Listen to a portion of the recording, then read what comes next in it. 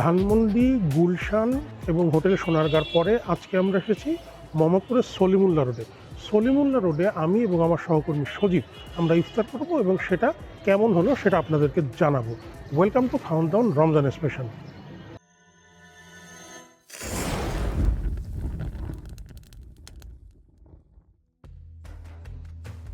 একসময় ঢাকার বিভিন্ন এলাকা থেকে মানুষ মোহাম্মদপুরের ক্যাম্পের বাজারের মোস্তাকিমের চাপ খেতে আসতো। মোস্তাকিমের চাপ নিয়ে এখন নানা ধরনের কথা আছে। এখন এই মোহাম্মদপুর এলাকার সলিমুল্লাহ রোড, এইখানে কিন্তু খাবার দাবারের একটা বেশ ভালো আয়োজন, মানে ফুডিদের একটা সবসময় একটা জমজমাট অবস্থান থাকে। রোজার মাস হোক বা রোজার মাস ছাড়া অন্য যে কোনো সময়, বিশেষ করে সেলিম কাবাবকে ঘিরে কিন্তু সেই আয়োজনটা খুব চোখে পড়ে। আর এখানে আরও দুটো জায়গা আছে, একটা হচ্ছে মনার হালিম এবং আনোয়ার ভাইয়ের হালিম। আপনারা বরং এই রোজার মাসে সলিমুল্লাহ রোডে কী কী আয়োজন আছে সেটা একটু দেখে আসুন। বাকি কথা ইফতার খেতে খেতে হবে।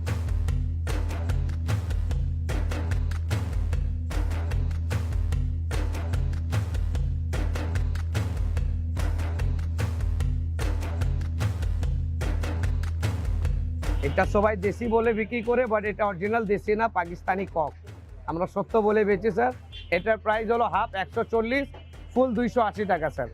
তার পাশাপাশি আমাদের 12 মাসে এক কাবাব পাওয়া যায়। এটা হলো চিকেন চাপ, এটা হলো চিকেন চাপ, ব্রয়লার মুরগির চাপ। এটা বুকের পিস নেন বা লেগ পিস নেন, প্রাইস সেম পড়বে স্যার 120 টাকা। পরে বিফ টিক্কা আছে স্যার, বিফ টিক্কা 10 টাকা করে পার পিস। তারপরে আছে স্যার বিফ সমোসা, এটা আমাদের শুধু রমজান মাসে হয়। এই আইটেমটা আমাদের রমজান মাসে হয়। এটা হলো বিফ সমোসা 10 টাকা করে। মোহাম্মদপুরের এই সলিমুল্লাহ রোডে সেলিম কাবাব ঘর হচ্ছে খুবই নামকরা। তো সেলিম কাবাব ঘরের কাবাব দিয়ে আমরা আজকে ইফতারটা শুরু করব। আজান হয়ে গেছে, সজীব এবং আমরা মানে রোজা ভেঙে ফেলেছি।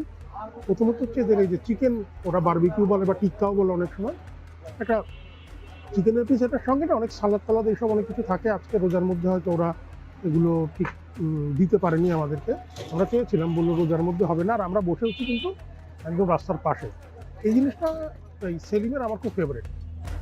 তো দেখি রোজার সময় স্বাদের কোনো পার্থক্য হয়েছে কিনা। কিন্তু খুব সুন্দর নরম, উপরটা ওই যে কয়লায় পোড়ানো, আপনারা তো দেখলেনই। সাধারণত কি হয়, রোজার সময় যে দোকানের খাবারগুলো ভালো থাকে রোজার সময় কেন জানি ভালো লাগে না। সেলিম কিন্তু সেখানে ব্যতিক্রম। অন্য সময় যেরকম খাই ঠিক সেরকম। আমি সত্যি বলবো একটু কাছে এনে দেখাতে, ভেতরটা কিন্তু বেশ জুসি, একদম শুকনো খটখটে না। এটা চিকেন টিক্কা বলে বা বারবিকিউ বলে, বেশ লাগে। একটু কাঁচা পেঁয়াজ থাকলে না জিনিসটা আরো জমতো ভালো।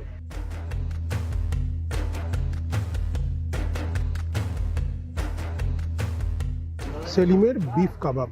ঢাকা শহরে বেশ অনেকগুলো জায়গার কাবাব আমার খুব পছন্দ। আমার বিশেষ পছন্দ হচ্ছে সেলিমের এই বিফ কাবাবটা।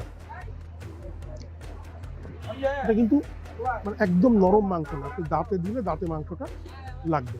আবারও বলছি, এটার সঙ্গে পেঁয়াজ বা ওদের যে সালাদটা সেটা থাকলে খুব ভালো লাগতো, সেটা নেই। রোজার মধ্যে কিছু করার নেই।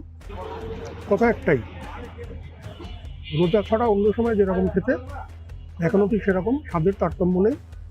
ঠিক এই কারণেই সেলিমের কাবাব কিন্তু আমার ভালো লাগে। কিন্তু সেলিম যার নামে দোকানটা, এখন তার ছেলে লিয়াকত দোকানটা চালায়। আজকে আমার ইচ্ছা ছিল যে একটু লিয়াকত ভাইয়ের সঙ্গে দেখা করবো, কিন্তু আমি শুনলাম উনি হসপিটালে, উনি অসুস্থ অনেকদিন ধরেই। এই যে সেলিম ভদ্রলোক, উনি হচ্ছেন বিহারি। উনি বাংলাদেশ স্বাধীনের পর একবার কিন্তু চলে গিয়েছিলেন তার আগের জায়গায়, মানে বিহারে। সেখানে একজন কবিরাজ নাকি তাকে এই রেসিপিটা শেখায়, এবং সে কবিরাজ তাকে বলেছিল যে এই রেসিপিটা তুই অন্য কাউকে বলবি না, নিজের পরিবারের মধ্যে রাখবি, তোর অনেক উন্নতি হবে।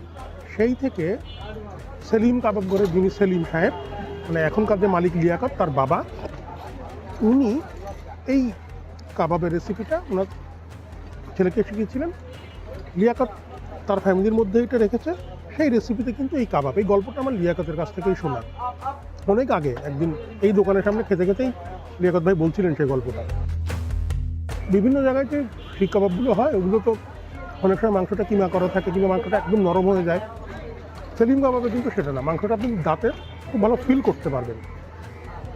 এটা রাস্টিক ফ্লেভার আছে, মানে খুব মোলায়েম, মানে অভিজাত ব্যাপার না, খুব রাস্টিক ফ্লেভার। এবং এই রাস্টিক ফ্লেভারের কাবাবের জন্যই এটা আমার ভালো লাগে।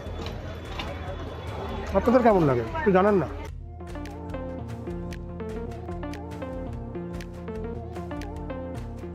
রমজান হচ্ছে আমাদের স্পেশাল বিফ হালিম, আর আছে হচ্ছে আমাদের স্পেশাল বিফ ঝুরা হালিম, আর হচ্ছে মাটন হালিম। বিফ বডি হালিম যেটা, এটা হচ্ছে আপনার কেজি 400 টাকা, আর বিফ ঝুরা হালিম যেটা, এটা হচ্ছে আপনার কেজি 600 টাকা, মাটন হালিম কেজি 600 টাকা। ভারতের এখনকার যে হায়দ্রাবাদ, এই হায়দ্রাবাদের যারা শাসক ছিলেন নিজাম, সেই নিজামদের সৈন্য দলে অনেক আরবের সৈন্য ছিল, মানে আরবের মানুষজন, তাদের মাধ্যমেই কিন্তু হালিম জিনিসটা ভারতবর্ষে খুব জনপ্রিয় হয়, আমাদের এই উপমহাদেশে জনপ্রিয় হয়। যদিও আরবদের কিন্তু আমাদের এখানে আসা অনেক অনেক বছরের, মানে বহু বছর ধরে, কয়েকশো বছর ধরে তাদের মানে আরবদের যাতায়াত এখানে ছিল, এবং মানে এমনও প্রমাণ আছে যে ইসলামের নবী হযরত মুহাম্মদ সাল্লাল্লাহু আলাইহি সাল্লামের জন্মেরও আগে থেকে আরব বণিকরা কিন্তু ভারতবর্ষে মশলার ব্যবসার জন্য আসতো। তো হালিম হচ্ছে একদম খুব আরবি একটা খাবার। তা হালিম নিয়ে কিন্তু আমাদের খাওন দাওনের প্রথম সিজনে ভিডিও করেছিলাম, ওটা আমি কমেন্ট এই ডেসক্রিপশন বক্সে দিয়ে দিচ্ছি, আপনারা একটু দেখে নিন। অনেকে হালিমের সঙ্গে মুঘলদের একটা যোগসূত্র পায়, থাকতে পারে, কিন্তু হালিম কিন্তু এখানে আমাদের এই পুরো উপমহাদেশে এনেছে আরবরা। এবং ঢাকা শহরে হালিমের ঐতিহ্য কিন্তু অনেক বছরের, কারণ এখানে আরবরা এসেছিল। ঢাকায় মহরমে কিন্তু একসময় খুব হালিম খাওয়া হতো, রমজানে তো খাওয়া হয়ই, হালিম ছাড়া এখন ঢাকার ইফতার কল্পনাই করা যায় না। সলিমুল্লাহ রোডের এই যে আনোয়ার হালিম, এখানে আরও অনেকগুলো হালিমের দোকান আছে, আমার এই দোকানটা একটু বিশেষ প্রিয়। আনোয়ার হালিমে হচ্ছে এই বছর তারা প্রথম এই যে ঝুরা মাংসের হালিম তৈরি করেছে। এছাড়া সারা বছর ওই যে বটি ছোট ছোট যে টুকরা, এই হালিমগুলো পাওয়া যায়। দেখি এদের এই ঝুরা হালিম, এই ঝুরা হালিমটা কিন্তু বেসিক্যালি হায়দ্রাবাদি স্টাইল হালিম। ঢাকায় ঝুরা মাংসের হালিম বলে, হায়দ্রাবাদি স্টাইলের যে হালিম সেটা হচ্ছে এরকম মাংসটাকে পেস্ট করে বা একটা থেতো করে ফেলা হয়, তারপরে এই হালিমটা অনেক সময় ধরে রান্না করা হয়। এটা খেতে কেমন একটু দেখা যায়। এটা কিন্তু বেশ ভালো, বেশ ভালো খেতে, অনেক মাংস দেওয়া।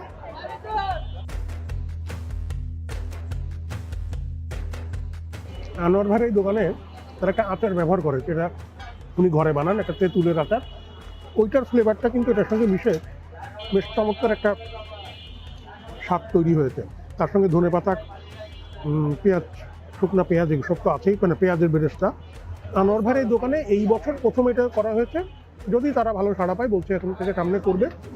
আপনারা যদি খেয়ে থাকেন আমাদেরকে একটু কমেন্ট করে জানাবেন। আর কোথায় এরকম ঝুরা হালিম বা হায়দ্রাবাদ স্টাইল হালিম আপনার খেতে ভালো লাগে, এটাও একটু আমাদেরকে জানাবেন।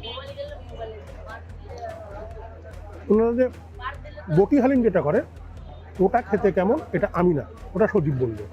আমি এই মোহাম্মদপুর অনেক দিন আগে থাকতাম, তো তখন আমার একটা ফ্রেন্ডের মাধ্যমে এই আনোয়ার ভাইয়ের হালিমের কথা আমি জানতে পারি। বেসিক্যালি আমি হালিম খেয়েছি অনেক, বাট বিশেষ করে এদের যে এই যে মাংসের পিস যেটা দেয়া হয়, এটা কিন্তু অনেক পরিমাণে দেয় ভাই।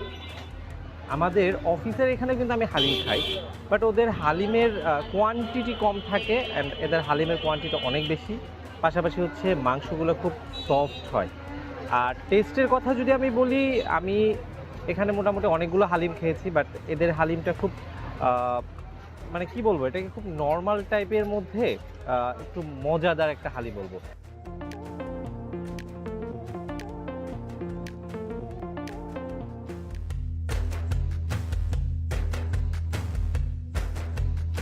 সলিমুল্লাহ রোডে আসবো, চাপ মগজ ভাজি খাবো না, এটা অন্তত আমার দ্বারা হবে না। হালিম, কাবাব এসব তো খেলাম, এই সেলিম কাবাবেই কিন্তু এবার বিফ চাপ খাচ্ছি আমি আর সজীব। বিফ চাপটা কিন্তু বেশ বড়, আমি একটু মানে ছিঁড়ে ফেলেছি আপনাদের দেখানোর আগে। এবং এদের চাপটা যে কারণে আমার খুব ভালো লাগে, এরা ওই যে এখন তো মাংস সবাই টুকরো টুকরো করে দেয়, এরা কিন্তু একদম চাপের মাংস যেরকম হয় কাস্ত ফিলে টাইপের, সেই জিনিসটা এরা করে, যথেষ্ট নরম। এবং উপরে যেই আবরণ একটা থাকে, এটা কিন্তু অত মোটাও না, যথেষ্ট ভালো। দেখেন কালারটাও কিন্তু বেশ সুন্দর কালার, সঙ্গে লুচি আছে, সালাদ ফালাদ তো আছেই। খেয়ে দেখা যাক কেন।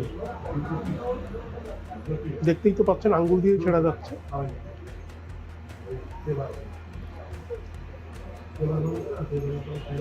হুম, এটা হচ্ছে চাপ। এখন ওই যে টুকরো টুকরো করে কেটে আরো কি কি মিশিয়ে যে কিসব করে, ওটা আসলে চাপ না। কিন্তু পেঁয়াজ না খেলে চাপের সঙ্গে ঠিক ব্যাপারটা জমে না, বুঝলেন? লুচি সহ এক একটা লুচি 5 টাকা করে। আমরা লুচির সঙ্গে একটু পেঁয়াজ দিই। এই এদের স্পেশাল সালাদ, দারুণ। এই সালাদ, লুচি, মাংস সবটা মিলে অসাধারণ লাগে।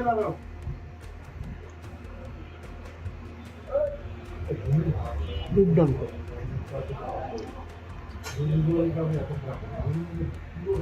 এটা হচ্ছে মগজ ভাজি। আমরা উপরে পেঁয়াজ টেয়াজ এগুলো দিতে বারণ করেছিলাম।